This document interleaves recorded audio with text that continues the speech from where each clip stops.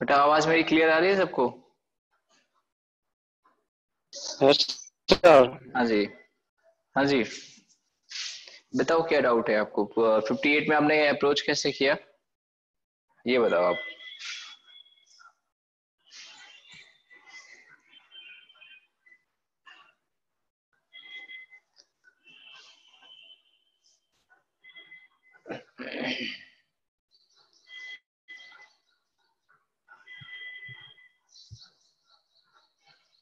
नहीं बताना है, ठीक है कोई बात नहीं, मैं डिस्कस करता हूँ। An ore contains 1.34% of mineral argentine. Argentite, बेटा जो सिल्वर हम पढ़ते हैं ना, उसका सिंबल जो एजी लिखा होता है, ठीक है, उसी का नाम होता है अर्जेंटाइट। ठीक है, एजी शॉर्ट में लिखा होता है। और गोल्ड का एवरेट होता है AuRate। मिलेगा आपको, 12th मिलेगा कोऑर्डिनेशन कंपाउंड में कुछ के नाम। अभी अर्जेंटाइन का मतलब होता है सिल्वर का जो मिनरल होता है, उसे सिल्वर को अर्जेंटाइट कहते हैं। Ag2S by weight, how many gram of this ore would have to be processed in order to obtain 1 gram of pure silver Ag? ठीक है बेटा, Ag2S का मॉलिक्यूलर वेट किसी ने निकाला था?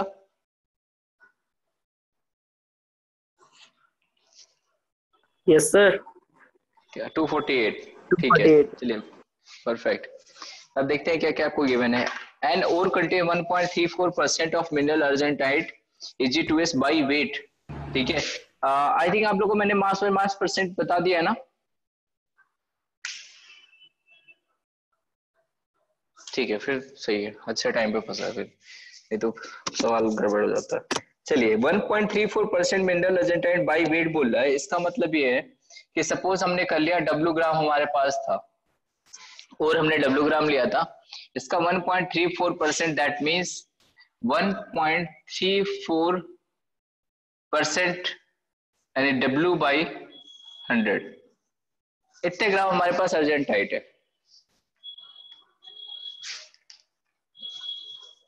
ठीक है, हमारे पास एक और था, ये और का है आपका है, मतलब ये जो और है वो हमने W ग्राम लिया है।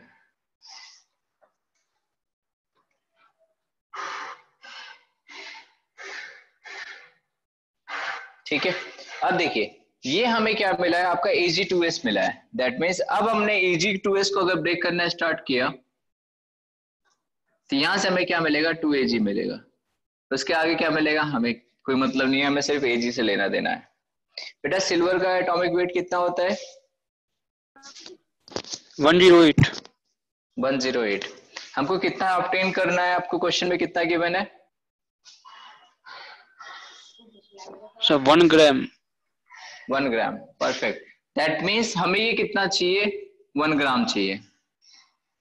ठीक है, 1 ग्राम इसका मिलने का मतलब अगर मैं इसके मोल्स की बात करूं, दैट मीन्स 1/108 मोल्स चाहिए।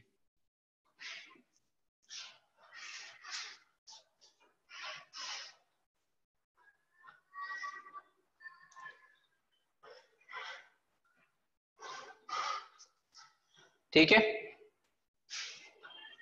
Sir 108 is the molecular weight. बेटा एटम है तो एटॉमिक वेट, मॉलिक्यूल होता तो मॉलिक्यूलर वेट लिखते। एक ओके सिंगल एटम होता है तो उसको हम कहते हैं एटॉमिक वेट। ओके कंपाउंड होता है सर। ऐसे Ag2S लिखा है H2O CO2 तब उसे मॉलिक्यूल। मॉलिक्यूलर। हाँ ठीक है, तो Ag का वेट कितना आया, 1/108। अच्छा चलो एक चीज पूछते हैं, इस आप में से किससे सवाल हो गया था? चलिए जिससे नहीं हुआ था उसमें काफी बच्चे थे, किससे हो गया था? ये सर हो गया। चलिए आप अब बताइए, आप ही पहले अप्रोच एक बताइए कैसे किया था, फिर मैं आगे को प्रोसीड करूं। Sir 248 gram Ag2S gives 216 gram of Ag। हाँ ठीक है। तो sir 1 gram will give 248 upon 216। हाँ तो सर फिर हमने कर दिया 1.34% of x is equals to 248 upon 216। हाँ सही, परफेक्ट, ये ऐसे ही करना था। ठीक है, देखिए करना क्या था हमें, चलिए जो इस बच्चे ने बताया उसे भी बता देते हैं, जो मैं कर रहा था उसे भी बता देते हैं। अगर हम नंबर ऑफ मोल्स कैलकुलेट करते हैं तो यानी 1 ग्राम हमें ये चाहिए, 1 ग्राम मतलब 1/108 मोल चाहिए। ये इतने नंबर ऑफ मोल्स इसके कितने अमाउंट से मिलेंगे, Ag2S के कितने अमाउंट से मिलेंगे? देखिए अगर इसके 1 मोल से ये कितना मिलता है, 2 मोल, आप इसको उल्टा लेके चलिए, इसके 2 मोल से ये कितना चाहिए हमें, 1 मोल मिलता है। इस रिएक्शन के अकॉर्डिंग हमें देख के ये लग रहा है, यानी इसके 1 मोल से ये कितना मिलेगा, 1/2 मोल। ठीक है, दैट मीन्स 1/108 से कितना मिलेगा, 1/216 मोल। बेटा 54 नहीं बेटा, एक से ये दोगुना हो रहा है, इससे ये दोगुना नहीं हो रहा है। ठीक है, अगर आप ये 1 करोगे तो ये 2 आएगा, ये 1 करोगे तो ये 2 नहीं आएगा।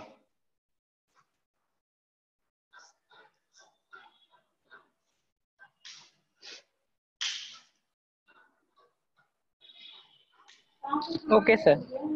ठीक है, चलिए अब देखिए, हमारे पास अगर W ग्राम और था, उसमें से हमने कितना ग्राम Ag2S निकाला है, 1.34 multiply bye W divided by 100। हमको कितना ग्राम Ag2S चाहिए 1 ग्राम प्रोड्यूस करने के लिए, तो 1/216 मोल को अगर आप वेट में निकालोगे तो यानी 1.216 इंटू 248 ग्राम ऑफ Ag2S चाहिए।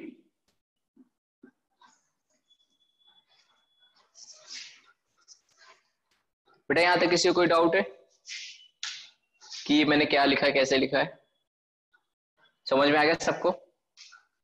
ठीक है, अब ये जो इतना अमाउंट ऑफ Ag2S है वो कहां से आया है, इस पॉइंट से आया है। इस पॉइंट से कितना, 1.34 W बाई 100। दैट मीन्स जो अमाउंट हमको यहाँ लिखा हुआ है, ये इसकी वैल्यू किसके बराबर होनी चाहिए, 248 divided by 216, that is equal to 1.34 multiply by W divided by 100। आप इसको सॉल्व कर लीजिए, आपको W की वैल्यू मिल जाएगी।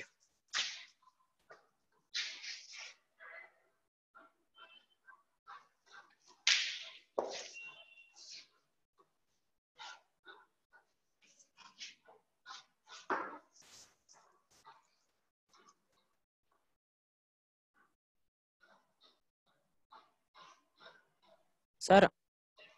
हाँ जी सर आपने जो मास बाय मास परसेंटेज के वो निकाला W के लिए, फिर वो समझ नहीं आया हाँ कैसे आ गया। बेटा आपसे ये कहा है कि अगर मान लो हमारे पास कोई 100 ग्राम का हमने एक 100 ग्राम का मिक्सचर ले लिया, ठीक है, उससे मैं कह रहा हूं 2% आपका सिल्वर है, तो बेटा कितने ग्राम सिल्वर आएगा,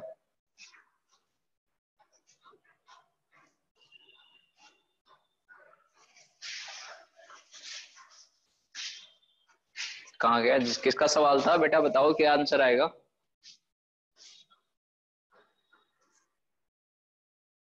अगर मैं कह रहा हूं मेरे पास 100 ग्राम का एक मिक्सचर है, उसमें 2% सिल्वर है, तो इसमें कितने ग्राम सिल्वर है बेटा, 100 ग्राम का 2% 4 होता है। दो गया सर, 4 नहीं बोला सर। हाँ अच्छा, 2 बोला, 2। Yes sir. हाँ 2%। अगर मैं यही कह दूं 500 ग्राम होता तो कितना आता,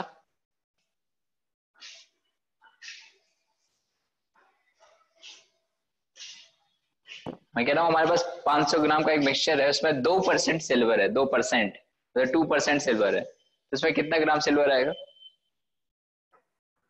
10 ग्राम आएगा।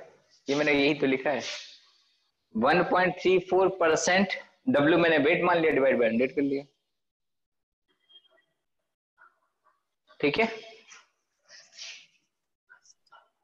उनका वेट 100 क्या हुआ बेटा, आपकी आवाज मुझे कट के आ रही है, कट के, 1 मिनट रुको, 1 मिनट रुको, 1 मिनट रुको, आपकी आवाज थोड़ी कट के है, दोबारा से बोलो, आपकी आवाज कट के आ रही थी।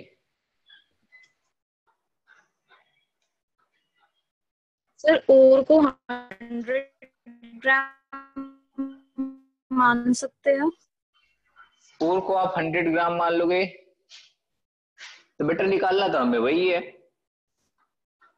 ओर का वेट ही तो निकालना है। अगर आप उसे 100 ग्राम कंसीडर कर लोगे तो फिर आंसर ही गड़बड़ हो जाएगा। तो यहाँ पे आप वेरिएबल क्या रखोगे, 1.34 multiply by 100 divide by 100 equal to 216/248, तो फिर निकालोगे क्या,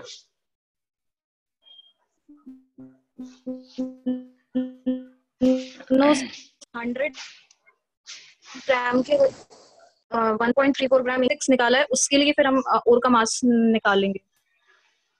अच्छा, आप क्या कह रहे हैं, सिल्वर में 100 ग्राम मान लो? नो सर, मतलब 100 ग्राम और से हमें 1.3 ग्राम सिल्वर मिल रही है, तो सर बिल्कुल। फिर 248.216 ग्राम Ag2, मतलब जो Ag2S है बेसिकली, वो हाँ हमें x ग्राम और से मिल जाएगा, और फिर हम x ग्राम की वैल्यू निकाल लेंगे। हाँ ठीक, कोई दिक्कत, कर सकते हो।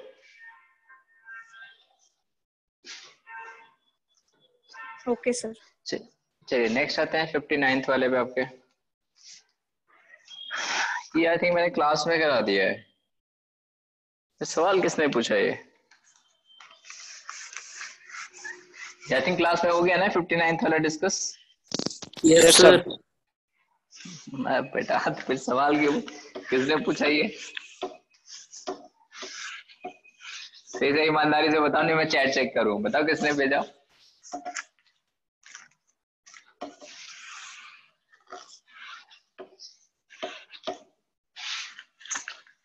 कि फ्लो में आ गया, 58 के साथ 59 के साथ में फ्री में आ गया है। चलिए कोई बात नहीं।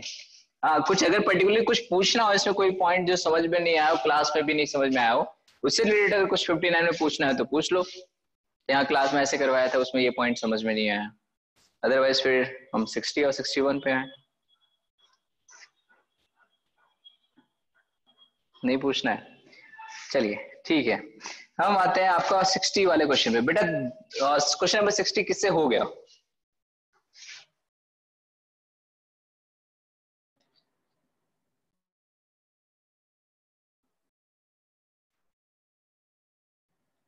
सर मी।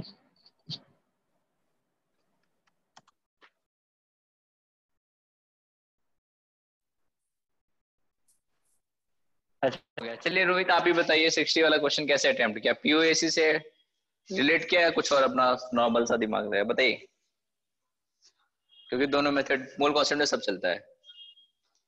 क्वेश्चन नंबर 60 बताइए कैसे अप्रोच किया? सर रोहित से ना? हाँ रोहित। सर सबसे पहले तो सर परसेंटेज ऑफ P4O6 निकाल लेंगे। सर वो आ जाएगी आपकी अप्रोक्सीमेटली 56.34 गज।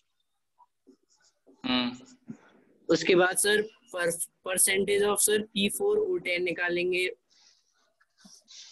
उसकी आ जाएगी आपके पास 43.64। सर उसके बाद नहीं आता। तो फिर कैसे मी लिख करके मैसेज कर दिया? सर मैं मैंने बताऊं? नहीं करा है। सर कहना है। चलो हाँ सर बोलो, मैंने बताओ। करा ही नहीं है। अच्छा सर नहीं पहले किया, तो चलो हम ठीक है। सर हमें P4 का वेट गिवन है 31 ग्राम। तो हाँ सर ठीक। हम जब हम उसे बैलेंस कर लेंगे, जैसे हमें गिवन है कि P4 plus O2 is equals to P4O6, तो हम लिख सकते हैं हाँ P4 plus O2 is equals to P4O6 plus P4O10। हाँ तो सर हमें वेट ठीक है। गिवन है 31, तो फिर हम नंबर ऑफ मोल्स निकाल लेंगे P4 के, जो आ जाएंगे 0.25। फिर सर हम नंबर ऑफ मोल्स निकाल लेंगे O2 के, जो 1 मोल आ जाएगा। फिर सर हम उसे रिलेट करेंगे कि 8 moles of O2 gives 1 mole of P4O6, then 1 mole of O2 will give 1 upon 8 mole of P4O6। तो सर ऐसे P4O6 के मोल आ जाएंगे 0.125। अच्छा एंड सर मोल्स को हम एटॉमिक वेट से मल्टीप्लाई कर देंगे P4O6 के, तो उसका वेट आ जाएगा 27.5 ग्राम। और सर फिर हमें पता है ठीक कि है। 1 mole of P4O6 is equals to 1 mole of P4O10। तो सर जो उसका वेट आएगा, जैसे जिसके उसके मोल अच्छा आएंगे, ये कैसे पता है? उसके मोल आएंगे। ये कैसे पता है कि 1 mole of P4O6 equal to 1 mole of P4O10? Sir balance कर दी ना, बैलेंस करने अच्छा के बाद मतलब सर। इसके आगे इसी में दोनों रिएक्शन लिख दी। Yes sir. तो यहाँ 2P4 कर दिया था, यहाँ यस सर। 10 से 16 8 कर दिया। Yes sir. चलो ठीक है, ठीक ठाक अप्रोच थी, अच्छा था। चलिए अब देखिए, इस क्वेश्चन को आप लोग उस टाइप से कर सकते थे जैसे मैंने दो कंपाउंड के कॉम्बिनेशन वाला मेथड बताया था कि दो अगर मिक्सचर होते तो आप 3O2 कर दो, ये 5O2 कर दो, 1:3 का मोल रेशियो ले लो, इसका 1:5 का मोल रेशियो ले लो, ठीक है, तो उसका शुरू हो जाओ लगाना, ठीक है। उसके बाद आप स्टार्ट कर दो, मोल पर मोल के लिए कितना मोल ऑक्सीजन रिक्वायर्ड है, कितना मोल, लेकिन आपको दिया क्या हुआ है क्वेश्चन में, P4 आपको गिवन है, what weights of P4O6 P4O10 will produce combustion of 31 gram of P4 and 32 gram of oxygen leaving no P4 and O2। मतलब आपसे पहले ही कह दिया कि फॉस्फोरस और ऑक्सीजन कुछ नहीं बचना चाहिए, ठीक है। दैट मीन्स दोनों कुछ ना कुछ अमाउंट में बनेंगे, आपको रेशियो निकालने की जरूरत नहीं है कि ज्यादा या कम है, क्योंकि वो कह रहा है कि कुछ नहीं बच रहा है। इसका मतलब ये भी कुछ अमाउंट में बनेगा, ये भी कुछ अमाउंट में बनेगा। जो भी आपको दो मेथड मैंने कराया उससे लगाना, उससे लगा लो। आप में से कोई ये बताओ जिसने POAC लगाया हो इस क्वेश्चन में, प्रिंसिपल ऑफ एटम कंजर्वेशन से सॉल्व किया हो। सर मैंने बिना किया है। हाँ बेटा आप बताओ, आप काम की चीज है, आप बताओ। सर जैसे P4 plus O2 gives P4O6 plus P4O10 हो गया। हाँ ठीक। तो सर जैसे P4O6 के मोल्स को हमने X मान लिया और P4O10 के मोल्स को हमने Y मान लिया। तो सर POAC लगाएंगे तो 4 into moles of P4 gives 4 into X plus 4 into Y। ठीक है। और सर हमें मोल्स P4 के तो मिल जाएंगे 31/124। हाँ तो सर उससे इक्वेशन बन जाएगी 1/4 equals to X plus Y। सही है, ठीक है। और सर इसी तरीके से हम लोग POAC O2 पे भी लगा देंगे तो उससे दूसरी इक्वेशन आ जाएगी 3X plus 5Y equals to 1। हाँ ठीक है, सही है। सर दोनों इक्वेशन को सॉल्व करके दोनों के जो मोल्स आए वो 1/8 और 1/8 आ जाएंगे। और सर उनके मार्क्स से मल्टीप्लाई करके फिर उनका वो निकाल लेंगे मार्क्स। चलिए सही है। अब दोनों मेथड सबने सुन लिया, ठीक है, सबको पता चल गया कैसे करना है। अब मैं इसके अलावा एक और मेथड बता देता हूँ जो आप लोग कॉपी में नोट कर लीजिएगा, ठीक है। किया मैंने भी वही है, बस सिंपल सी बात है, कान इधर से घुमा के पकड़ने जाओ, उधर से घुमा के पकड़ा है। मोल कॉन्सेप्ट में ये आजादी अच्छी होती है। देखिए हमने क्या किया कि P4 का मैंने कुछ कंसीडर कर लिया, दूसरा P4 फिर मान लिया, अलग से O2 रिएक्शन लिख ली, बना दिया मैंने P4O10।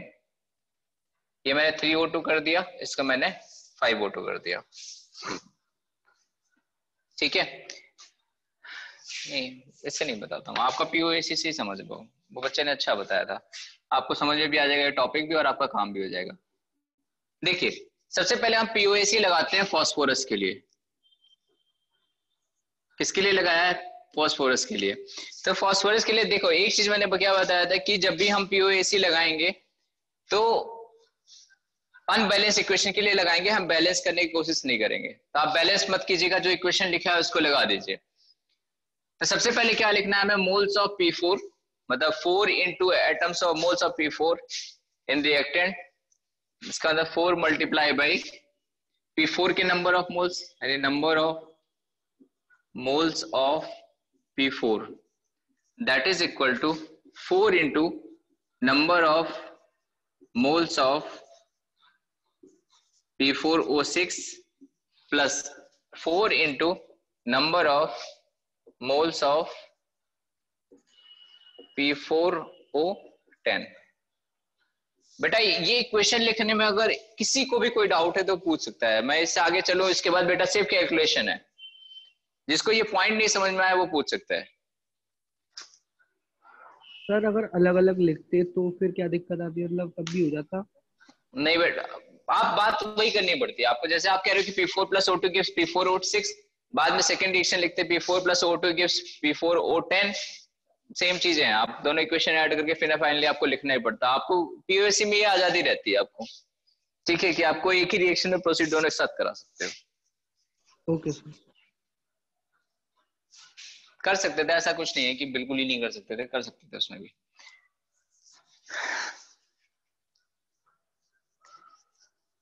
ठीक है चलिए, यहां तक किसी को कुछ पूछना है कि ये नंबर ऑफ मोल्स 4 5 आगे कैसे आ रहे हैं, किसी को कोई डाउट है? नहीं है, ठीक है चलिए फिर मैं लिखता हूं 4 into number of moles of P4। अगर नंबर ऑफ मोल्स कैसे निकालते हैं, given mass upon molar mass, given mass आपको कितना गिवन है 31 ग्राम। मोलर मास निकालेंगे तो फास्फोरस का एटॉमिक वेट होता है 31 या 31 into 4 equal to 4 into number of moles of P4O6, इसको x मान लिया, 4 into number of moles of P4O10 मैंने इसको y मान लिया। ठीक है, 4 से 4 कट गया, 31 से 31 कट गया, यानी x plus y equal to कितना है आपका 1/4 फर्स्ट इक्वेशन। अब दूसरी इक्वेशन लिखते हैं, POAC किसके लिए लगाते हैं? For oxygen atom.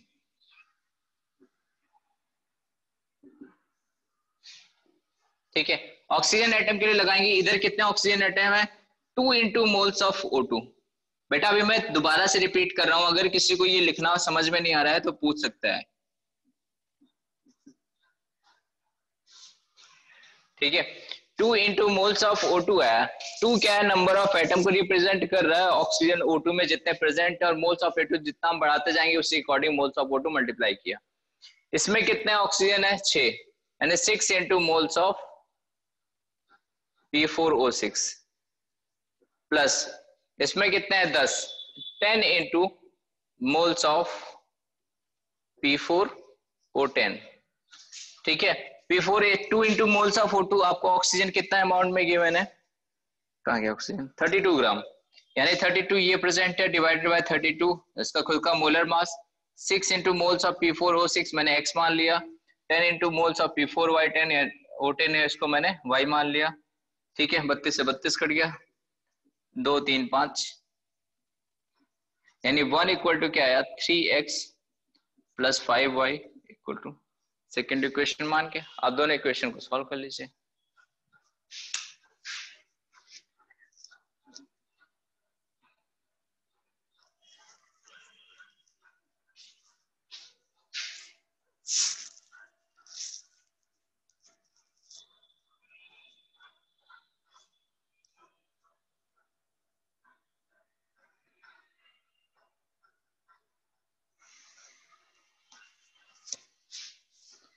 और बेटा पहली इक्वेशन कैसे फॉर्म हुई? पहली इक्वेशन ये वाली या ऊपर वाली रिएक्शन वाली?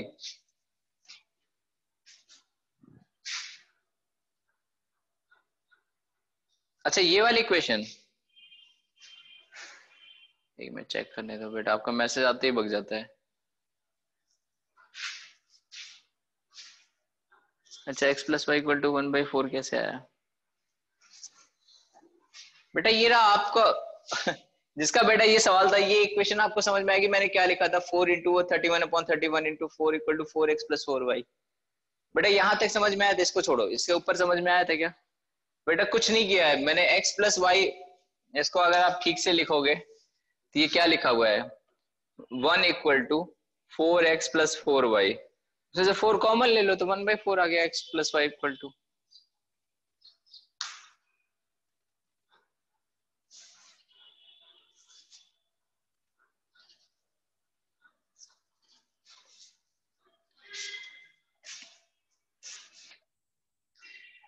ठीक है, अब नोट कर लिया सबने? क्वेश्चन नंबर 61 पे आए। ये 3x प्लस 5y लिखा है, 3x plus 5y equal to 1।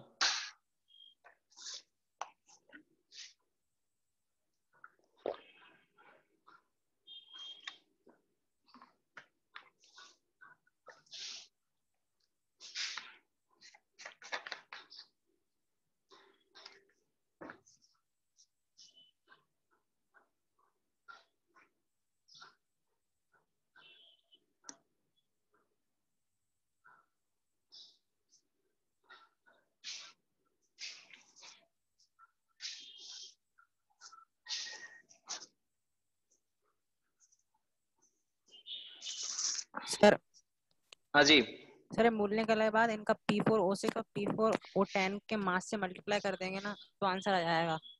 अच्छा, आपसे मास पूछा है कि मोल पूछा है? वेट पूछा है सर। हाँ तो ठीक है, कर सकते हैं, कर देना। x के नंबर ऑफ मोल्स आ जाएंगे, y के नंबर ऑफ मोल्स आ जाएंगे, इनके मोलर मास से मल्टीप्लाई कर देना, आपका वेट आ जाएगा। Okay sir.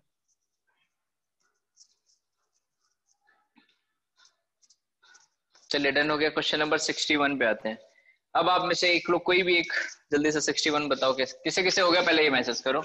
फिर मैं मिलता हूँ उससे, उनमें से किसी एक से। रोहन शर्मा। अच्छा रोहन शर्मा आपसे हो गया, आप ही दोबारा बताओ। अच्छा रोहन शर्मा था, मैंने गलती से रोहित शर्मा पढ़ लिया था आई थिंक शायद। रोहन शर्मा। Yes sir. अच्छा पिछली बार आप ही ने मैसेज किया था कि आपसे हो गया था? Yes sir. अच्छा वो गलती से मैंने रोहित फिर पढ़ लिया था शायद। बताइए आप कैसे कैसे 61 वाला? सर मैंने सर ऐसे किया कि सर Ag प्लस NaCl रख दिया सर मैंने। हाँ Ag प्लस NaCl रख दिया, ठीक है। तो सर AgCl और Na बन गया सर प्रोडक्ट। एक मिनट, क्या बना दिया? Ag के साथ NaCl लग दिया। Yes sir. ये Ag प्लस NaCl आपने क्या बनाया? सर AgCl तो सर उसने बताया ही है कि प्रोडक्ट में फॉर्म कर रहा है। AgCl तो बता दिया प्रोडक्ट बन रहा है। और सर Na को सर अलग रख दिया। अच्छा ये Na प्लस अलग रख दिया। Yes sir. हाँ ठीक। सर अब क्या किया सर, AgCl का उसने वेट दे रखा है कितना प्रोड्यूस हुआ है। अच्छा AgCl का वेट दे रखा है, हाँ ठीक है। 14.35 ग्राम। हाँ ठीक। तो सर उसके 0.1 मोल फॉर्म हुए थे सर यहाँ पे। तो सर 0.1 मोल ही सर Ag का रिक्वायर्ड होगा। हाँ। तो सर 0.1 मोल का सर वेट आ गया 10.8, उसकी सर फिर परसेंटेज निकाल दी, 50% आ गया सर आंसर। ओ बिल्कुल सही, परफेक्ट से, बहुत सही किया आपने। जो मोल कॉन्सेप्ट का बेसिक्स है कि मतलब आपको रिलेट करना आना चाहिए, आपका 2 लाइन में आंसर आ जाएगा। आपने बिल्कुल वैसे अप्रोच किया, बहुत अच्छा। ठीक है चलिए, ऑलमोस्ट 50% बच्चों को समझ में आ गया जिन्होंने भी डाउट पूछा होगा। देखिए मैं समझाता हूँ कि आपके क्वेश्चन में है क्या। क्वेश्चन में कह रहा है 21.6 gram of silver coin is dissolved in HNO3। ठीक है, ये बस ऐसा है कि मतलब मुझे यहाँ से यहाँ जाना है, ठीक है। ऐसे सीधा जाने की बजाय ना मैं ऐसे जाऊंगा, पहले मार्केट घूम के आऊंगा, फिर बाजार जाऊंगा, फिर ऐसे जाऊंगा, फिर दोस्त के वहां पे जाऊंगा, फिर यहाँ पहुंचेंगे। तो ये आपका वो सवाल वही है, ठीक है। और सब क्वेश्चन यही होते हैं, या तो आपको सीधा कभी पहुंचाएगा ही नहीं, सीधा पहुंचा देगा, फिर आप RT का थोड़ा पेपर दोगे, फिर बोर्ड एग्जाम का पेपर दोगे। और बोर्ड में भी अब आजकल थोड़ा सा अच्छे सवाल 1-2 पूछने लग गए हैं सर। ठीक है हाँ जी सर जब सर सिल्वर कॉइन है ना हमने HNO3 में डिसॉल्व किया है तो उससे वो रिएक्ट नहीं करेगा? करेगा बेटा, बता रहा हूँ, वही बता रहा हूँ अभी। वही सर मैंने तो स्टेप एक्स्ट्रा लिखा था, उससे रिएक्ट कराया था, फिर है ना NaCl डाला था तो उनके प्रोडक्ट। हाँ हाँ सही लिखा था, सही लिखा था, सही लिखा था, ठीक है। मैं बता रहा हूँ, जो आपको क्वेश्चन में कराया वो सब मैं बता रहा हूँ। सबसे पहले आपके पास क्या था, सिल्वर कॉइन था। सिल्वर कॉइन का मतलब न्यूट्रल Ag था, मतलब कोई चार्ज नहीं था। फिर मैंने इसको एक एसिडिक एसिड के साथ रिएक्ट कराया जिसका नाम है नाइट्रिक एसिड HNO3। ये रिएक्ट कराने के बाद क्या बनता है आपका AgNO3।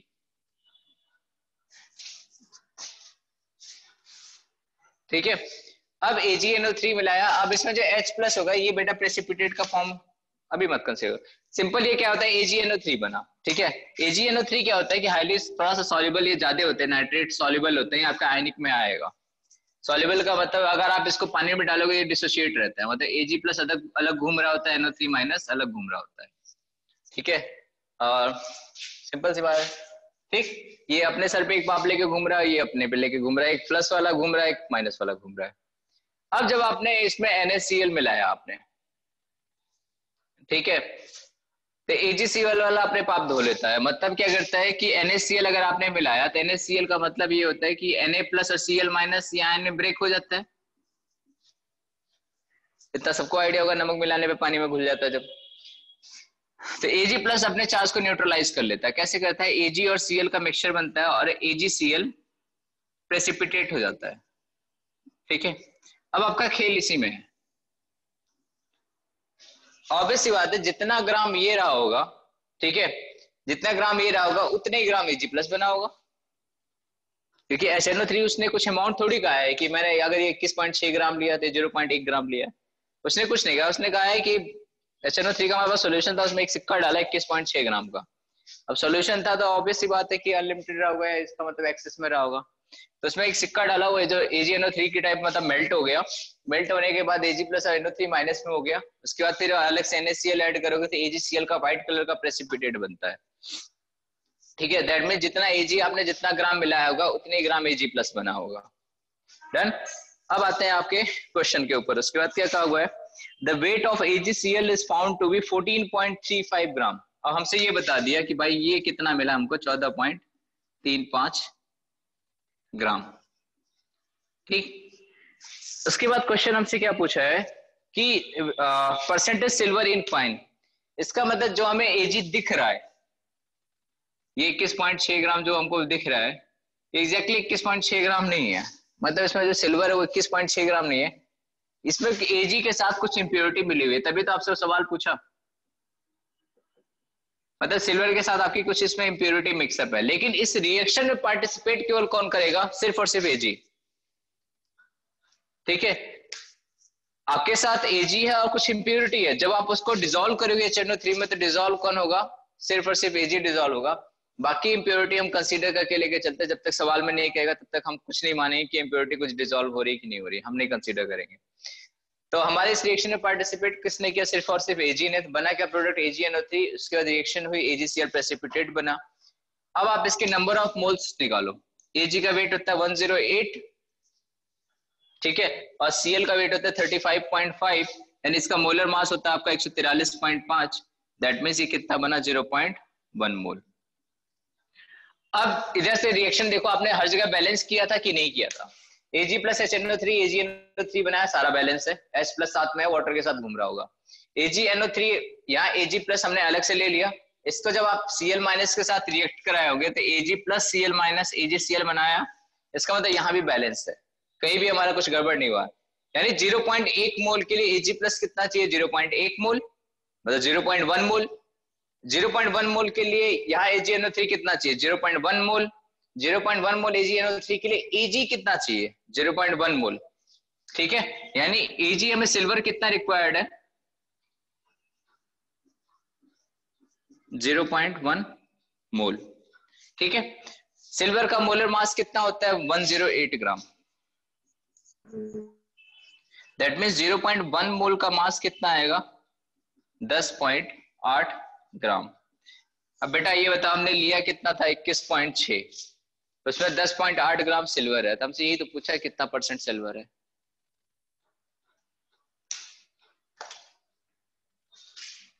सर हाँ जी सर, अगर कोई भी रिएक्शन में इम्प्योरिटी अगर प्रोवाइडेड हो तब हम इम्प्योरिटी को कंसीडर करते हैं ना। हाँ, अगर आपको इम्प्योरिटी में बोला है कि हाँ इसमें कंसीडर करने के बाद, अच्छा क्वेश्चन में रिएक्शन कराने के लिए या इम्प्योरिटी अलग से कंसीडर करने के लिए? सर रिएक्शन के लिए। रिएक्शन के लिए बेटा आपको जो जो गिवन होगा उसी के अकॉर्डिंग आप रिएक्शन के लिए कंसीडर करना, ठीक है, अदरवाइज आप मान के चलना रिएक्ट नहीं कर रहा है।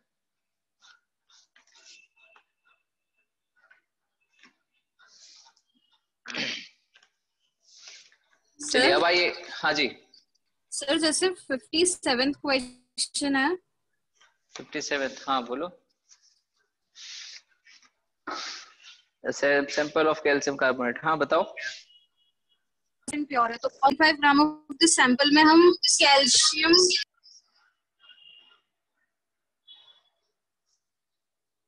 बेटा आपकी आवाज गोल हो गई।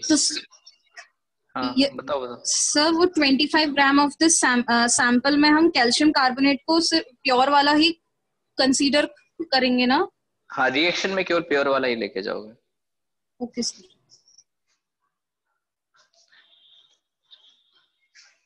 ठीक है, चलिए आप एक्सरसाइज सेकेंड स्टार्ट करते हैं। जैसे एक्सरसाइज सेकेंड पेज से पहले मैंने कुछ दिया था क्या? मैच द फॉलोइंग दिया था सर। अच्छा, मैच द फॉलोइंग भी दिया था, कौन सा वाला? 88 सर। 88, चलिए बताइए। ए ऑप्शन में किसी को कोई डाउट है 88 के ए पार्ट में?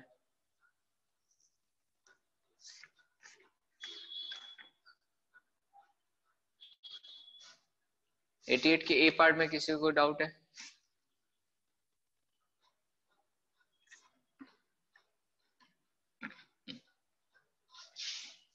नहीं है, चलिए बी पार्ट में सर NO3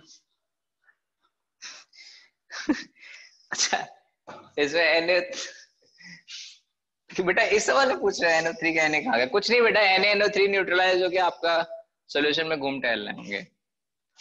ठीक है, सब आपस में न्यूट्रलाइज होना चाहिए बस।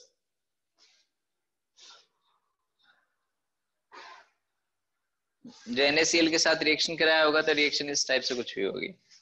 कि AgNO3 आप NaCl के साथ अगर रिएक्ट कराओगे तो NaCl ये क्या बनाएगा, AgCl का एक व्हाइट कलर का पपीता बनाता है प्लस NaNO3 बनाता है। अब बैलेंस हो गया। चलिए 88 के ए पार्ट में किसी को कोई डाउट नहीं है। 88 का बी पार्ट,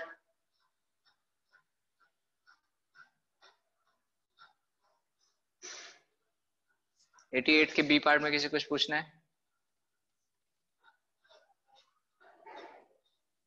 नहीं पूछना है। चलिए सी पार्ट,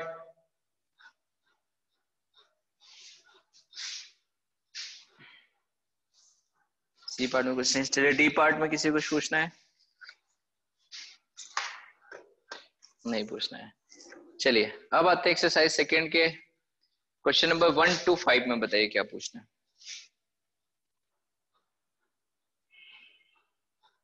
क्वेश्चन नंबर 1 ठीक है। क्वेश्चन नंबर 5 1 4 3 3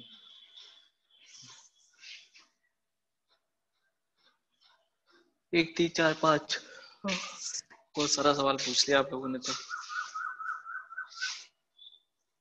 अच्छा क्वेश्चन नंबर 2 हो गया था सबसे सर। चलिए फिर तो अच्छी बात है। Question number 1, the percentage loss in weight after heating a pure sample of potassium chlorate KClO3।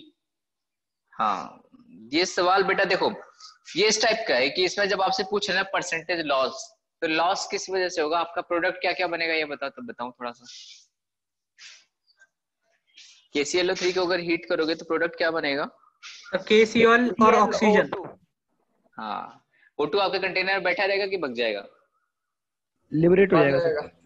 हाँ तो बस वही जो भागेगा उसको आपको वैल्यू बतानी को कितना भगा है। सर इसका आंसर मतलब मैच नहीं कर रहा सर। हाँ कोई बात नहीं, मैं बता रहा हूँ, मैं अभी हिंट दे रहा था कि आपको ये बताना है कि आपका O2 कितना फॉर्म हुआ है बस, क्योंकि वही आपका परसेंटेज वेट लॉस बताएगा। क्योंकि आपके कंटेनर में मैंने जैसे KClO3 सॉलिड लिया उसको हीट किया, तो मैंने एक क्वेश्चन कराया था रेजिड्यू वाला, ठीक है। तो रेजिड्यू में जो अमाउंट बचा रह जाता है दैट मींस वो कंटेनर में जितना है। और जब इस टाइप का लॉस पूछे आपको कुछ नहीं दिखे तो आप खोजो गैस कौन सा बन रहा है, ठीक है। मतलब कितना मोल आपका गैस बन रहा है, जितना मोल गैस बने उतना वेट लॉस कर दो उसका। जैसे आप रिएक्शन लिखो 2 KClO3 क्या क्या बनाता है, KCl प्लस 3O2, ठीक है। बैलेंस रिएक्शन हो गई। The percent loss in weight after heating a pure sample of potassium chlorate। अब बताओ कितने ग्राम आपको लेना है। KClO3 का आपको मॉलिक्यूलर वेट दे रखा है 122.5, अपने मन से कुछ भी मान लो। चलो मैं 245 मान लेता हूँ क्योंकि कैलकुलेशन मेरे लिए आसान पड़ेगा। अगर मैं इसको बोल दूं कि ये मैंने 245 ग्राम लिया था, मैंने मान लिया 245 ग्राम लिया था, ठीक है। अगर 245 ग्राम लिया था दैट मीन्स KClO3 मैंने कितना लिया था, 2 मोल लिया था, ठीक है। मैंने सपोज कर लिया कि 245 ग्राम मैंने लिया था, तो इसमें KClO3 इसका मतलब कितना लिया, 2 मोल लिया। 2 मोल में से O2 कितना बना है, 2 मोल से 3 मोल ऑफ O2 बना है। 3 मोल ऑफ O2 क्या हुआ, हमारे कंटेनर छोड़ के निकल गया। तो वेट लॉस हमें कितना हुआ टोटल, 96 ग्राम का, क्योंकि 1 मोल O2 का वेट कितना आता है, 32 ग्राम। तो 3 मोल O2 गया है, इसका मतलब वेट कितना गया होगा, 96 ग्राम। यही टोटल परसेंटेज वेट लॉस कितना हुआ, 96 तो छोड़ के गया, डिवाइडेड बाय टोटल वेट कितना था 245 मल्टीप्लाई बाय 100। अब बताओ किसी कुछ और कंसीडर करना हो तो उससे मैं बता दूंगा, या 245 से कुछ और मानना हो तो। सर हम KClO3 का सर डायरेक्ट मॉलिक्यूलर वेट करके भी तो कर सकते हैं क्या? आप वेट की जगह 122.5 ही मान लो। Yes sir. हाँ कर लो, कोई दिक्कत नहीं, मास कुछ भी आप कंसीडर कर लो, आपको मोल से डील करवाना है बस। जरा सॉल्व कर दीजिए से मॉलिक्यूलर वेट से।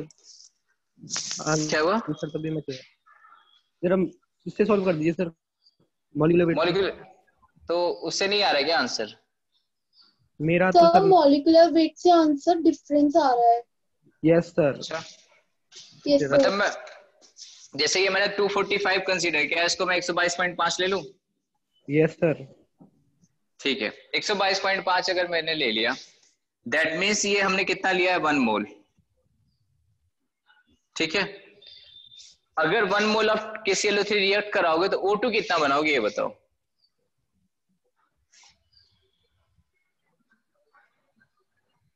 एक मोल KClO3 से O2 कितना बनेगा?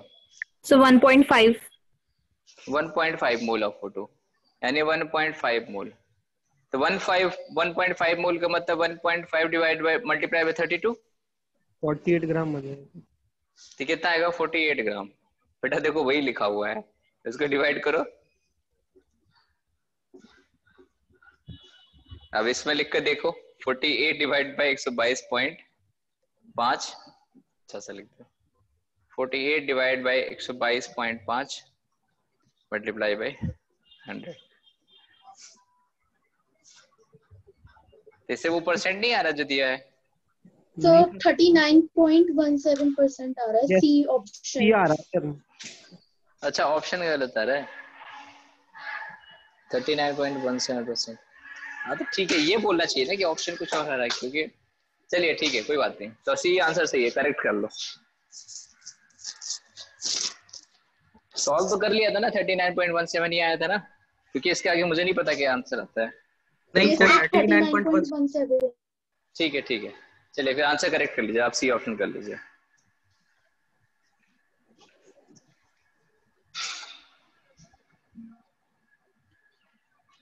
चलिए अब आते हैं क्वेश्चन नंबर 3 पे। Formation of polythene. अच्छा 2 भी बताना है। Yes, sir. When 100 gram of ethylene polymerized entirely to polythene, the weight of polythene formed as per equation NC2H4 gives this. बेटा मास कंजर्वेशन, आप ये बताओ अगर मैं ये रिएक्शन जैसे मैंने इधर लिखा था 2KClO3 gives 2KCl plus 3A2, अगर मैं बोल रहा हूँ कि इधर मैंने टोटल 245 ग्राम रिएक्ट करवाया था, आप ये बताओ इधर कितना आएगा? प्रोडक्ट में फाइनल कितने ग्राम आएगा?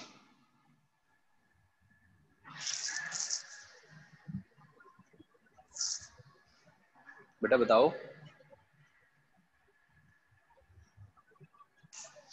अगर मैं बोल रहा हूँ रिएक्टेंट मैंने 245 ग्राम लिया था, तो आपके प्रोडक्ट में कितना वेट आना चाहिए था?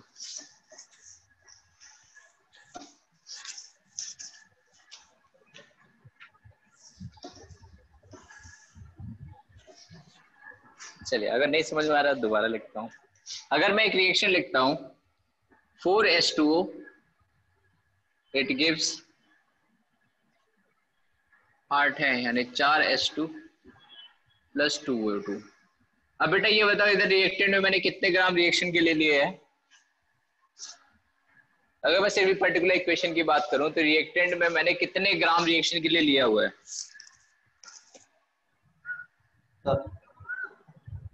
72।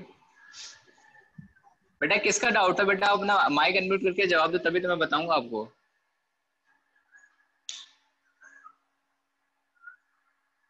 ठीक है, तो जितना ग्राम आपके रिएक्टेंट में था, आप इसके नंबर ऑफ यहाँ पे वैल्यू बदलोगे, तो वैल्यू बदलने के अकॉर्डिंग आप स्टोइकियोमेट्रिक कोएफिशिएंट 5 कर दो, 6 कर दो, कोई फर्क नहीं पड़ता।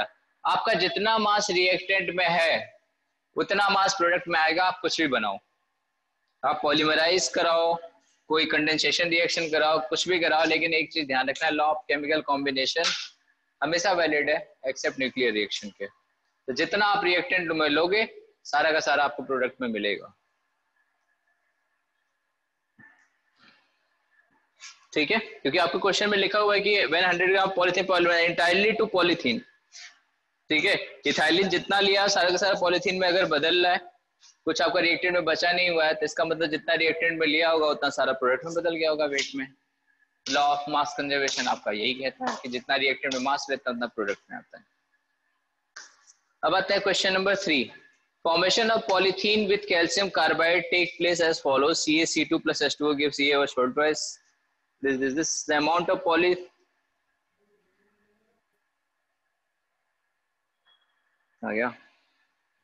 the amount of polyethylene possible obtained from 64 kilogram of CaC2 can be। ये सवाल थोड़ा ठीक ठाक सा है। अच्छा, आप में से किससे हुआ है सवाल? सर इसमें सर इक्वेशन बैलेंस नहीं हो रही थी। अच्छा बैलेंस नहीं हो रही, करने के लिए मैंने देखा तो फिर इसमें H2 मतलब सीक्वेंशियल रिएक्शन कराई मैंने। हाँ इक्वेशन चेंज करके, जैसे CaC2 + H2O गिव्स CaOH का होल ट्वाइस हाँ प्लस C2H2, फिर C2H2 का फर्दर रिएक्शन H2 से करा के फिर मैंने C2H4 फॉर्म किया। नहीं, आपको जो दिया था उसी से आपको फॉर्म करना था। देखो आप उसी के साथ फिर से देखो, हाँ जो आपको लॉ ऑफ मास कंजर्वेशन है वो यहाँ भी लग रहा है। CaC2 है प्लस किसके साथ है, कहाँ गया, H2O के साथ है। क्या बन रहा है आपका, CaOH का होल ट्वाइस, ठीक है। साथ में कुछ और बन रहा है, हाँ C2H2 बन रहा है, ठीक। इसके बाद रिएक्शन से क्या बन रहा है, C2H4 बन रहा है। उसके बाद मैंने इसके जितने नंबर ऑफ मोल्स आपके C2H4 बने हैं, यही सारे के सारे क्या बना रहे हैं, n अगर नंबर ऑफ मोल्स हमारे बने हैं तो ये क्या बना रहे हैं आपका प्रोडक्ट में, CH2 मतलब पॉलीथीन बना रहे हैं, ठीक है। हमसे क्या कहा हुआ है कि 64 किलोग्राम ऑफ CaC2 लिया है। ये कितना लिया, 64 किलोग्राम। CaC2 का मोलर मास अगर निकालोगे तो कितना आएगा आपका, 64 gram. That means moles of CaC2 कितना आएगा, 64,000 डिवाइडेड बाई 64 यानी 1000 मोल्स। अब जितने भी आए हो अभी हम बाद में इनसे डील करेंगे कि भाई मोल तुम्हारे कितने आए हैं। लेकिन अगर एक चीज देखो, रिएक्शन सब जगह बैलेंस है कि नहीं है,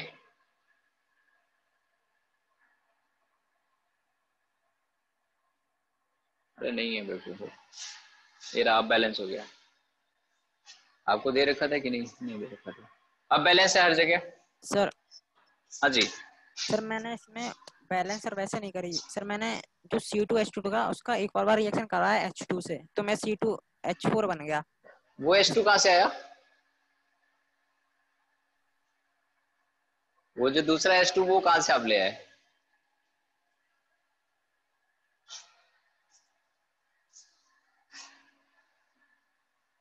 जो आपको रिएक्शन में दी होगी ना, आपको उसी इंफॉर्मेशन को यूज करना रहेगा।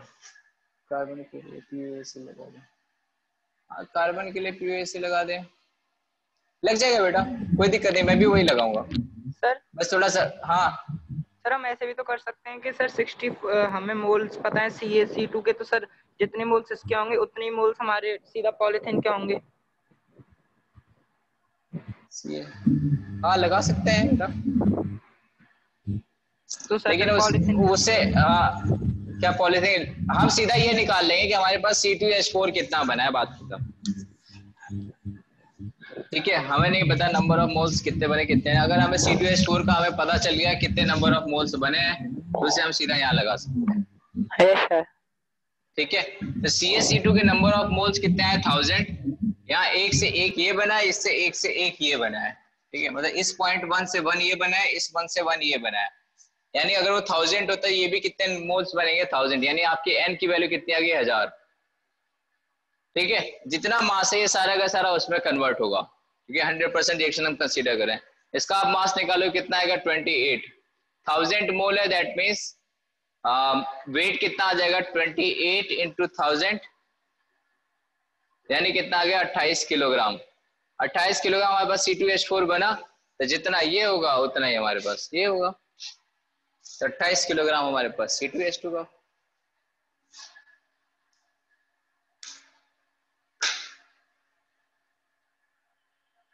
ठीक है। अब यहाँ कार्बन एटम के लिए अगर आप POAC लगाना चाहोगे तब भी लग जाएगा।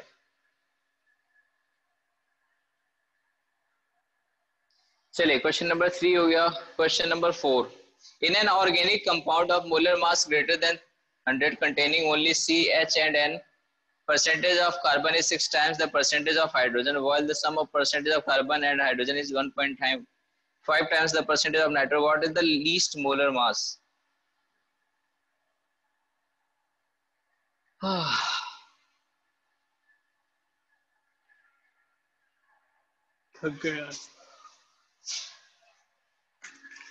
चलिए जल्दी थोड़ा डिस्कस कर लेते हैं। आपको क्वेश्चन 4 में क्या गिवन है कि एक ऑर्गेनिक कंपाउंड है जिसका मोलर मास आपका ग्रेटर देन 100 है, बोल रखा है 100 से ज्यादा। ठीक है, आपके पास कंटेनिंग क्या क्या है, कार्बन है, हाइड्रोजन है, नाइट्रोजन है। ठीक है, उससे बाद आपसे क्या कहा हुआ है कि percentage of carbon is 6 times the percentage of hydrogen. ठीक है, जितना परसेंट आपके पास हाइड्रोजन था उसका 6 टाइम ये है। मान लिया मैंने x% था तो इसका क्या हुआ 6x%। while the sum of percentage of carbon and hydrogen is 1.5 times of percentage of nitrogen। मैंने मान लिया परसेंटेज ऑफ नाइट्रोजन y के बराबर है। ठीक है, अब आपसे जो कहा है वो इम्प्लीमेंट कर लीजिए, दोनों का सम कीजिए, 6x + x कितना हुआ 7x, ये 1.5 टाइम्स ऑफ हाइड्रोजन है।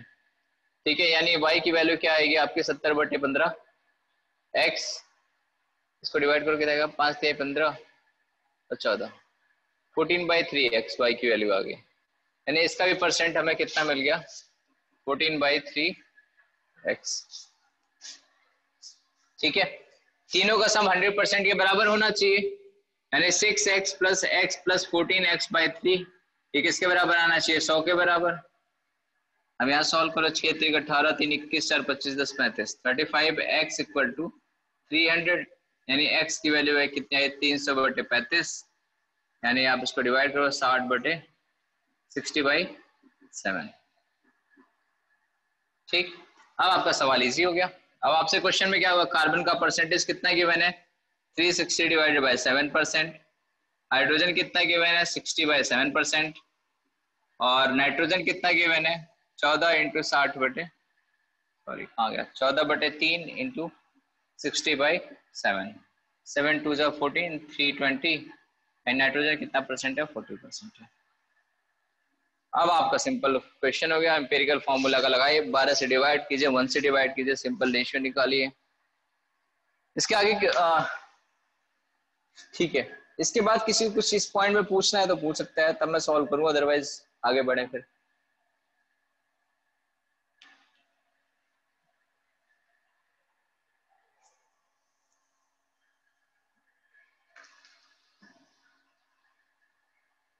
बेटा इसमें किसी कुछ आगे पूछना है, इसके आगे कि समझ में आगे क्या क्या करना था।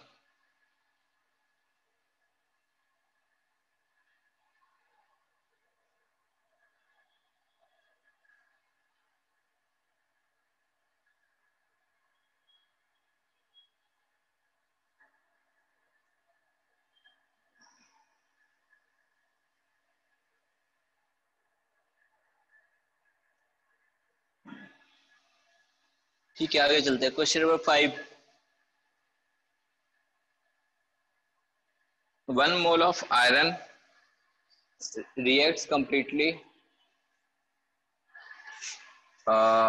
with 0.65 mole of O2 to give a mixture of only FeO and Fe2O3. Mole ratio of ferrous oxide of ferric oxide is।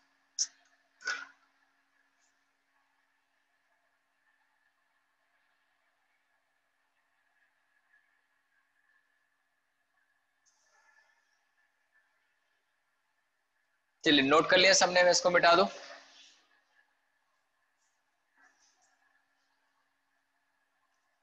ठीक है, आपका नेक्स्ट पार्ट क्या हुआ, आपके पास आयरन और ऑक्सीजन का मिक्सचर है। ठीक है, और दोनों का आपस में रिएक्शन हुआ है, तो आपका FeO भी बन रहा है और Fe2O3 भी शायद 2 बन रहा है।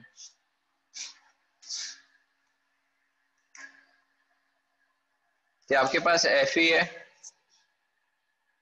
1 मोल और O2 है कितना 0.65 मोल। ये क्या बना रहा है Fe2O3 बना रहा है। ठीक है, देखते हैं क्या क्या बनता है। Fe+2Fe+3/2 O2 क्या बनाएगा आपका Fe2O3, और दूसरा क्या बनाएगा FeO बनवाना है, यानी 2Fe + O2 क्या मिलकर बनाएंगे आपके 2FeO।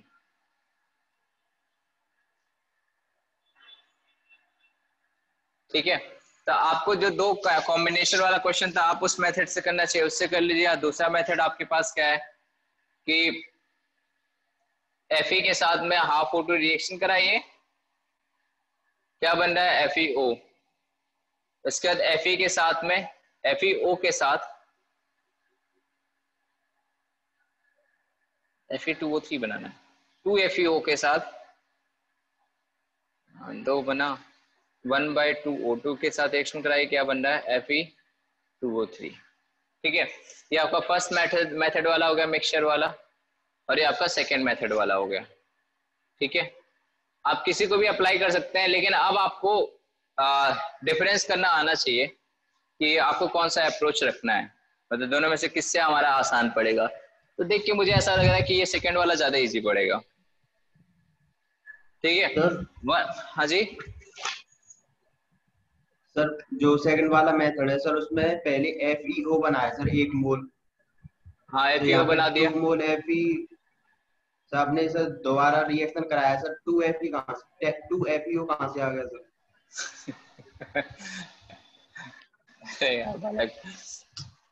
बेटा ये रिएक्शन यहाँ से 1 मोल बनी है, 4 मोल बना है, 5 मोल बना है, ये रिएक्शन इसको रिप्रेजेंट नहीं करता है। यहाँ जो अमाउंट बन के आता है उस अमाउंट को हम यहाँ यूज करते हैं। इसका मतलब ये नहीं कि 1 FeO बना है तो यहाँ 1 FeO ही रहेगा। बेटा वो उसकी पर्सनल रिएक्शन है, ये इसकी पर्सनल रिएक्शन है। यहाँ से जो अमाउंट आएगा उसको हम इस रिएक्शन के लिए यूज करेंगे। ठीक है, हमें अमाउंट से मतलब होता है, स्टोइकियोमेट्रिक कोफिशिएंट से मतलब नहीं होता है। स्टोइकियोमेट्रिक कोफिशिएंट पर्टिकुलर रिएक्शन के लिए ही केवल डिफाइन होती है, आप उसको दूसरे के साथ मत ले जाकर के मैच करने लग जाना।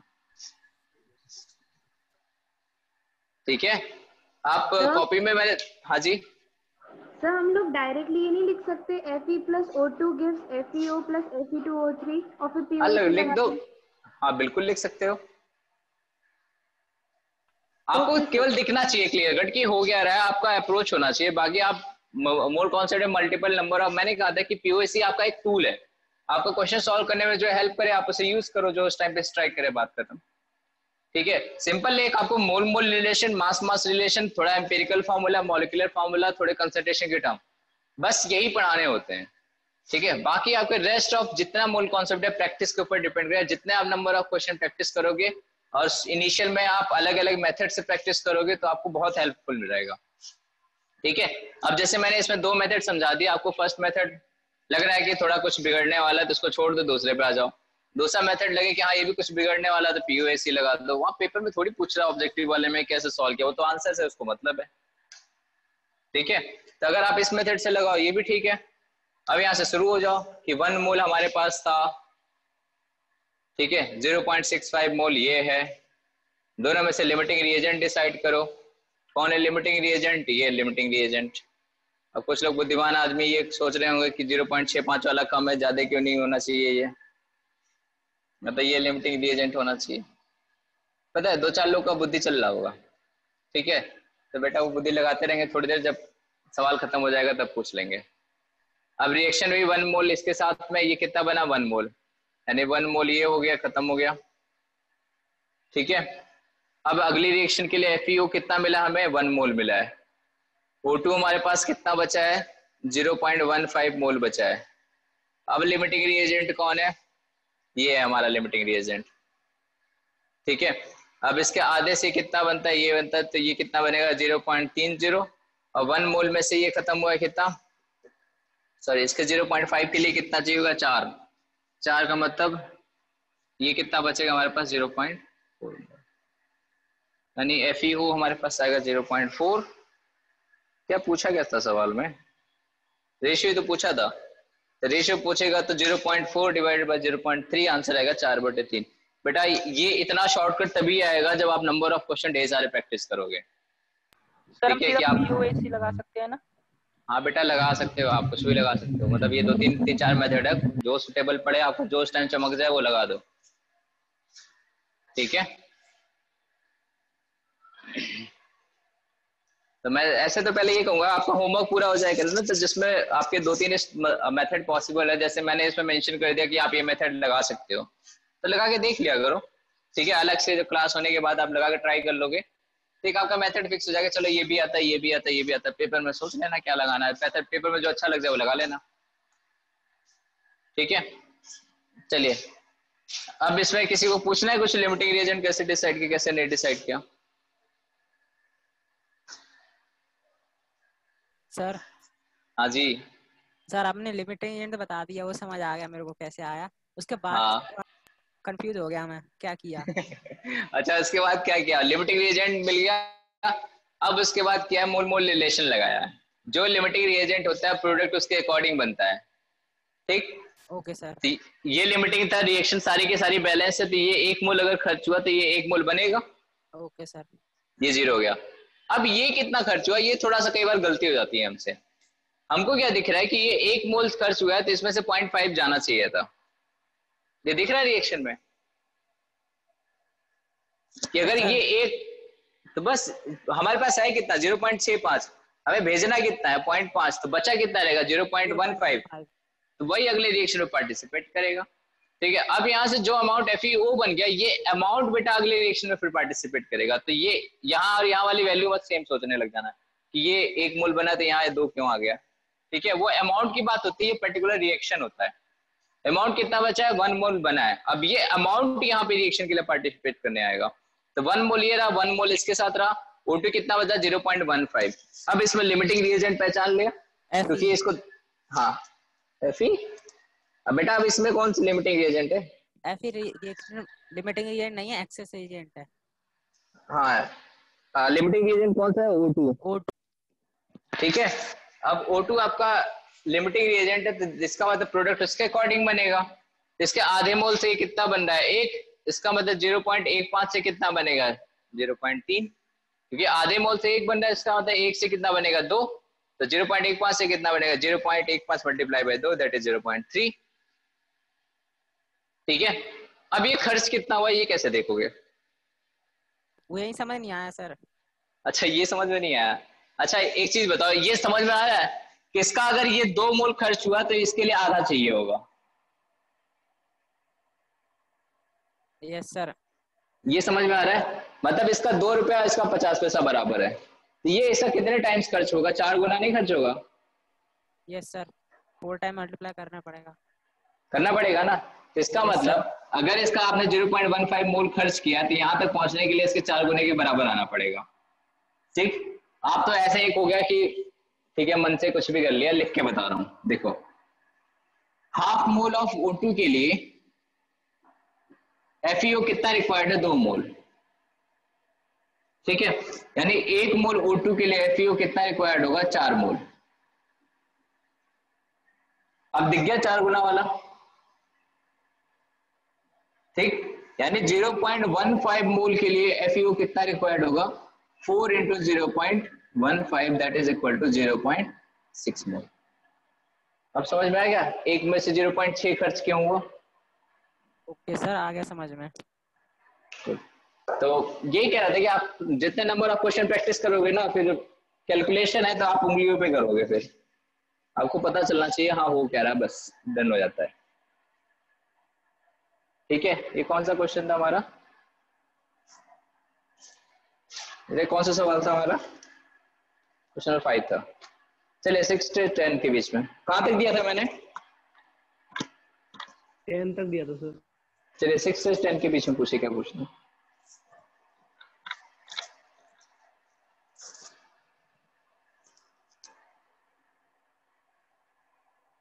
हाँ 8, 6 और 10, 10 और 9, 7, 8 रह गया बस। अच्छा 8 भी पूछ लिया, 7 रह गया बेटा, कोई और पूछ लो, 7 भी पूछ लो। तो पूछ भी लिया, बहुत बेशरम बच्चे हो तो लोग। अरे काम यार पूछ मिलो बेटा तुम लोग क्लास में।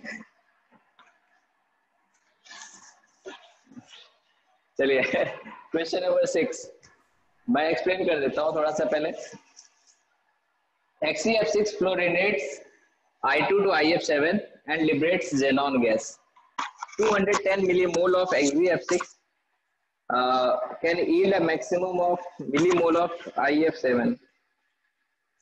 बेटा आपको मिलीमोल मैंने बता दिया था कैसे निकालते हैं, मतलब मिलीमोल की टर्म आपको मैंने मोलरिटी पढ़ाई।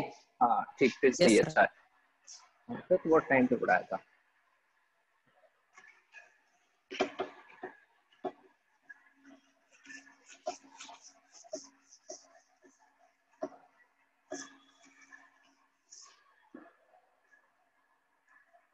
चलिए रिएक्शन लिखते हैं सबसे पहले। आपसे कहा गया XeF6 फ्लोरिनेट्स I2 to IF7, तो जो बोला वो करा दो।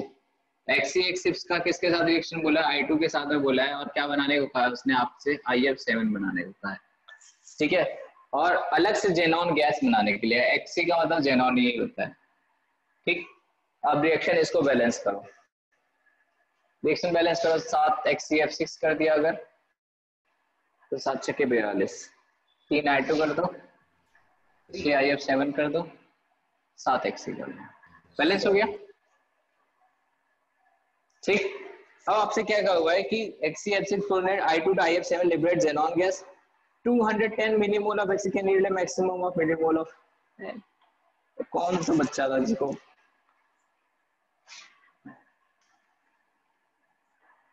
बेटा आपको लग रहा है सवाल बताने लायक है? मतलब दुनिया भर की चीजें पढ़ ली, अब आप मुझे यही पूछ रहे हो, रामायण जब खत्म हुई पूछ रहे हो सीता किसकी बाप थी है? पूरा मूल फॉर्मेशन में इश्यूज आ रहे थे बस। अच्छा फिर तो अच्छा है, अब ठीक है, अब इसके बाद नहीं पूछना है ना? नहीं सर, अब तो हो जाएगा बस, गुड। अब आता है क्वेश्चन नंबर 7 पे। वैसे मुझे भी थोड़ा लिखने में जोर आता है।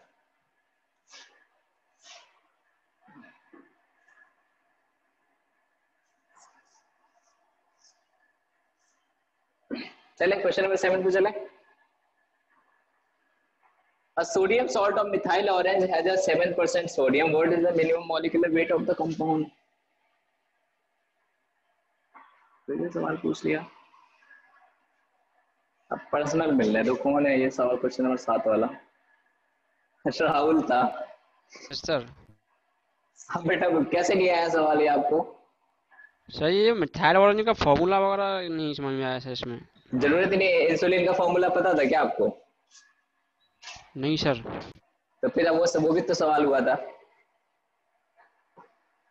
किया था या नहीं किया था ये बता पहले। नहीं किया सर। क्यों? नहीं आया।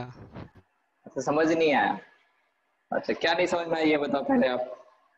सर मिथाइल ऑरेंज का फॉर्मूला वगैरह समझ में नहीं आया था, इसमें क्या करना है? फॉर्मूला छोड़ो, आपसे जो क्वेश्चन में कहा हुआ है कि मॉलिक्यूलर वेट का जब परसेंटेज गिवन होता है, उस पॉइंट में मैंने एक लाइन बताई होगी कि आपको क्या चीज याद रखनी है। कि आपसे जब मिनिमम पूछता है तो उसमें मैंने एक पॉइंट बताया होगा कि उस पॉइंट से आपका क्वेश्चन सॉल्व हो जाता है। फिर मैंने उसमें कुछ बोला होगा कि आप मिनिमम जब पूछता है तो क्या करते हैं, मैक्सिमम पूछता है तो क्या करते हैं।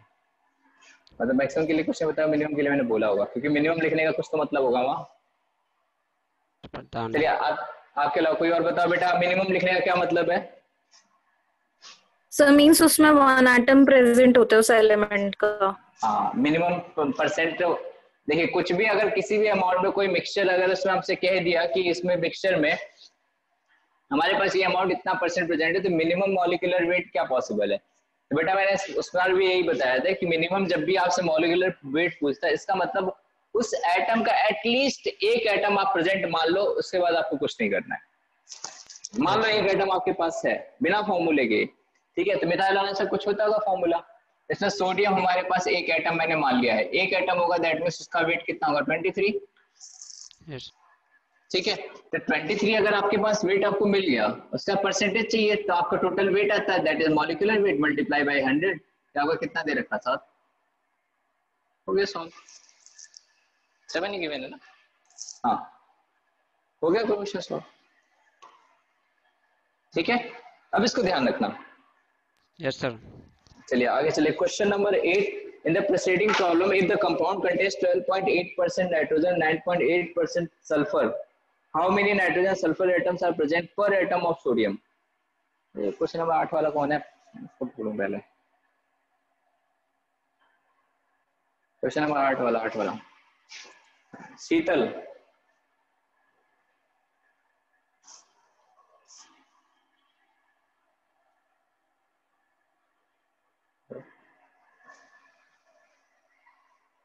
शीतल आपको मेरी आवाज आ रही है?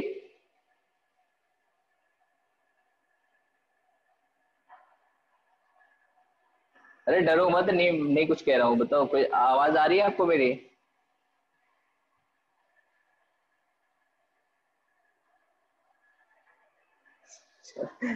बोली नहीं, चलो ठीक है, सवाल बताता हूँ आपको। In the preceding problem, if the compound contains 12.8% nitrogen and 9.8% sulfur, sir voice in video नहीं स्क्रीन अभी तो चल रही है सर ओके है sir okay now it is clear है सर। ठीक है ठीक है क्लियर। अभी शीतल आपको मेरी आवाज आ रही क्लियर? नहीं आ रही है। चलिए आपसे क्या है 12.8% नाइट्रोजन है। ठीक है आपका यहाँ से मॉलिक्यूलर वेट कितना आया है इस क्वेश्चन को अगर सॉल्व करेंगे तो मॉलिक्यूलर वेट क्या आंसर आ रहा है बेटा? वेट का क्या आंसर क्या आ रहा है? सर 329। ठीक है मॉलिक्यूलर वेट आपका आ रहा है 329। अब आपसे क्वेश्चन है नेक्स्ट पार्ट में 28 में जो भी क्वेश्चन आपका 8th में आपसे ये कहा हुआ है कि नाइट्रोजन 12.8% है। ठीक है मैंने मान लिया x एटम नाइट्रोजन के प्रेजेंट है, x एटम बोल रहा हूँ, x एटम नाइट्रोजन के प्रेजेंट है, एक एटम का वेट कितना होता है 14, तो मतलब टोटल वेट ऑफ नाइट्रोजन हो गया। परसेंटेज कंपोजिशन ये तो होता है जो आपको गिवन है उसका वेट लिख लो divide by total molecular weight multiply by 100 divide by total molecular weight कितना 329 मल्टीप्लाई बाय 100 ये आपको कितना दिया हुआ है 12.8। आप इसको सॉल्व कर लो आपको x की वैल्यू मिल जाएगी यानी आपको नाइट्रोजन मिल जाएगी। किसके लिए? ये नाइट्रोजन के लिए सॉल्व किया फॉर नाइट्रोजन यस सर। ठीक है उसका फिर सल्फर के लिए आपसे कहा हुआ तो सल्फर के भी x एटम कंसीडर कर लो, एक एटम का वेट कितना होता है 32 divide by 329 multiply by 100 329 that is equal to कितना गिवन है परसेंटेज आपको 9.8%। आप यहाँ से दूसरा x मत मानो y मान लो ठीक है आपको सल्फर आ जाएगा। अब आते हैं क्वेश्चन नंबर 9 पे। A certain mixed oxide of iron contains 2.5 gram of oxygen for every 7 gram of iron. Mixed oxide of iron diagram आपका oxygen for every 7 gram of iron. If it is regarded as a mixture of FeO and Fe2O3. Sir हाँ जी sir it वाले question को empirical formula से भी कर सकते थे ना? कौन से वाले क्वेश्चन को? वाले को क्योंकि हमें मास पता चल गया उसका और परसेंटेज दिया ही है। बेटा फिर बाकी क्या दे रखा है? चलो ये 12.8 है, ये 9.8 है, वो 7 है, बाकी तो सर मास आ गया ना, मॉलिक्यूलर वेट उसका मिनिमम वेट आ गया, तो सर जो उसका फॉर्मूला आएगा वो एम्पिरिकल फॉर्मूला और मॉलिक्यूलर फॉर्मूला सेम ही होगा उसका भी। नहीं ऐसा कुछ जरूरी थोड़ी होता है empirical formula molecular formula same हो। सर उसमें दिया रखा है ना मिनिमम सबसे कम, इससे कम हो ही नहीं सकता, तो इसका मॉलिक्यूलर फॉर्मूला भी कम ही होगा। हाँ ये अच्छा दिमाग लगाया। हाँ सही कह रहे हो, ये मैंने भी नहीं सोचा था। हाँ लगा सकते हैं फिर तो आ गया था ठीक है सर। हाँ हाँ सही है ठीक है अच्छा है। चलिए क्वेश्चन नंबर 9 है certain mix oxide of iron contains 2.5 gram of oxygen for every 7 gram of iron if it is regarded as a mixture of FeO and Fe2O3 in the weight ratio of A is to B, and what is A is to B?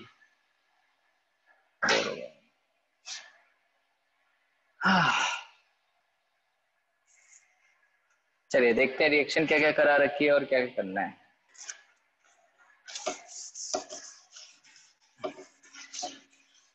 बेटा आप थोड़ा सा group में discuss कर लिया करो, फिर यहाँ टाइम थोड़ा बच जाया करेगा। ठीक है तो जिसको आता रहेगा वो अपना सोल्यूशन भेज दिया करेगा, आपस में देख लिया करना, फिर उसके बाद डाउट में रह जाता है ना तो वो चीज मुझसे पूछा करो। ठीक है ऐसे टाइम बहुत लग जाएगा नहीं तो। आपसे क्या कहा हुआ है Fe के साथ में ऑक्सीजन का रिएक्शन है Fe प्लस हाफ O2 क्या दे रहा है आपको FeO and 2 Fe plus 3 O2 आपको क्या दे रहा है Fe2O3। ठीक सर्टेन मिक्स हो रहा है आयरन 2.5 ग्राम ऑफ ऑक्सीजन, ठीक और 7 ग्राम आपको क्या दे रखा है आयरन दे रखा है और मिक्स ऑक्साइड फॉर्म हो रहा है।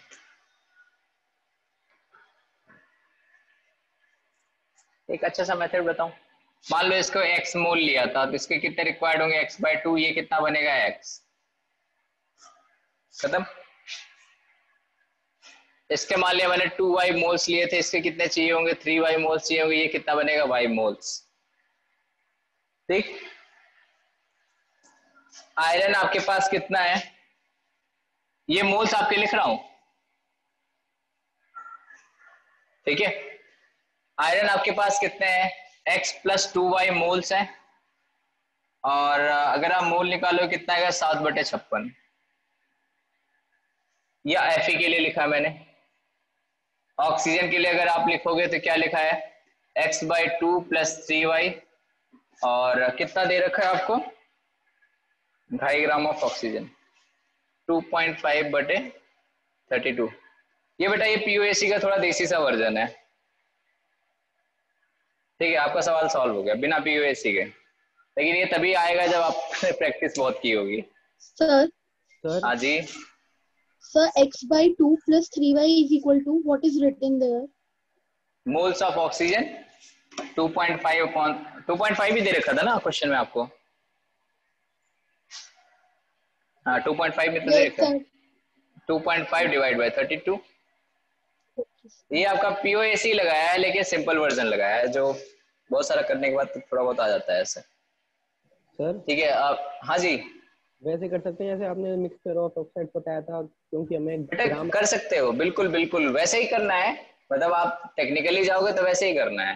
ठीक है, तो आप टेक्निकल से अलग जाओगे तो ऐसे कर सकते हो जो मैंने ये किया है, क्योंकि मुझसे देखो अब सवाल में ये कह रहा है, अब थोड़ा थोड़ा आप लोग शायद मोल समझने लगो, इसलिए मैंने ये कॉन्सेप्ट बता दिया, अदरवाइज मैं ये बताता नहीं हूँ, मैं फिर सीधा उसी से रिलेट कर देता हूँ, क्योंकि आप मुझे लग रहा है ऐसा कि आप लोगों ने मेहनत की, थोड़ा बहुत पढ़ा है, इसलिए मैंने बता दिया इसको। देखो आपसे सवाल में ये कहा है कि आयरन है और ऑक्सीजन है, रिएक्शन करने के बाद पूरा का पूरा FeO और Fe2O3 में बन रहा है। ठीक, तो मेथड ऑब्वियस सी बात है आपके, जब पूरा रिएक्शन है तो इसका मतलब पीओएसी एप्लीकेबल है, और मिक्सचर ऑफ ऑक्साइड में जो दो मैंने मेथड बताए थे वो 3 मेथड हो गए टोटल, आपका कॉपी में वो चल जाएगा। अब हम आते हैं कि आपका पीओएसी इसमें क्या कहा, जितना हमारे पास आयरन और ऑक्सीजन सारा का सारा कंज्यूम होता रहा। मैंने मान लिया हमारे पास x मोल ऑफ आयरन था, अगर x mole of iron react करेगा तो x मोल आयरन के लिए O2 कितना चाहिए होगा x/2। अगर x मोल आयरन रिएक्ट किया है तो FeO कितना बनेगा, x मोल बनेगा। ये पॉइंट सबको क्लियर है? यहां तक किसी को डाउट नहीं है? चलिए अब अपनी सहूलियत के अकॉर्डिंग मैंने यहाँ y मानने की जगह ना 2y मान लिया। y मानता तब भी हो जाता, y अगर मानोगे तो ये 3/2 हो जाएगा, ये y/2 हो जाएगा, कोई दिक्कत नहीं रहेगी। मैंने 2y मान लिया कि मैंने यहाँ Fe के 2y मोल यूज हुए। ठीक, 2y मोल यहाँ यूज हुए थे, x मोल यहाँ यूज हुए थे। 2y यहाँ पे, इस 2y के लिए ऑक्सीजन कितना चाहिए होगा 3y, बनेगा कितना, इसके 2 मोल से कितना बनता है 1, मैंने माना ही 2y है, इसके 2y से कितना बनेगा, y बनेगा। मैं लिख दे रहा हूँ, कुछ अगर किसी को थोड़ा बहुत सपने में भी प्रॉब्लम हो तो थोड़ा सा ध्यान रखेगा। अगर मैं इसको y मानता तो इसके y के लिए कितना चाहिए 3/2y चाहिए, और इसके y से ये 2 मोल से 1 मोल बन रहा है, इसका मतलब y से कितना बनता है ये y/2। तब थोड़ा इक्वेशन अलग लिखते हैं, मतलब अलग लिखने का मतलब जोड़ने घटाने वाला थोड़ा अलग कर देते हैं बस। ठीक, अब हमसे कहा जितना Fe और ऑक्सीजन है सारा का सारा कंज्यूम होगा, यानी जितने आप मोल्स ऑफ आयरन और ऑक्सीजन है सबको बराबर कर दो, मतलब सबको जोड़ दो, यानी Fe के मोल और यहाँ Fe के मोल, यानी x + 2y आपसे कितना कहा है 7 ग्राम। 7 ग्राम का मतलब Fe के कितने मोल 7/56 मोल, 7/56 मोल्स। उसके बाद फिर उसने कहा ऑक्सीजन के सारे नंबर ऑफ मोल्स, मतलब सारे ग्राम जो है वो भी कंज्यूम हो रहे हैं, यानी x/2 + 3y जितना है सबका सब कंज्यूम हो गया। मोल्स की टर्म में करोगे तो 2.5 / 32 सारे मोल कंज्यूम हो गए। x y सॉल्व करो आंसर। ठीक है सर। तो हाँ जी सर, ये जो आपने सेकंड रिएक्शन लिखी है ये सर बैलेंस थोड़ी ना है सर, ये कहाँ नहीं बैलेंस है? ओह सॉरी अच्छा ठीक है, अभी तो गड़बड़ हो गया ब्लेंडर, ये 3/4 आता, कहाँ गया? अब बैलेंस है सॉरी, ज्यादा ही बाहर उड़ गया। ठीक है चलिए सॉरी, आप समझ में आ गया बेटा सबको?